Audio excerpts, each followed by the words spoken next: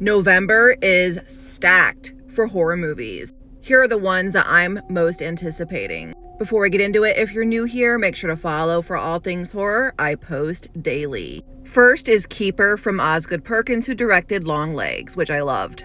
Keeper will release November 14th in select theaters. The story follows a wife who becomes very isolated in an extremely secluded cabin, and she has to fight off an unspeakable evil. Next, I love and breathe religious horror. There is The Carpenter's Son starring Nicolas Cage and FKA Twigs. This one has already gotten some heat and some definite backlash, but I have to say I'm one of the ones that's greatly anticipating this. The story follows a remote village in Egypt that explodes into spiritual warfare when a wife, a carpenter, and their son Jesus are targeted by supernatural forces. This is released November 14th.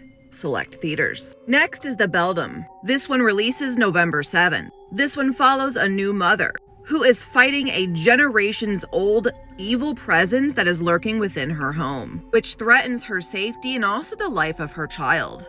Next is Sisu 2: Road to Revenge. I loved the first one. I'm a sucker for a good action film, and the first one was so solid and such a masterpiece. This one will release November 21st. I'm very excited for Frankenstein.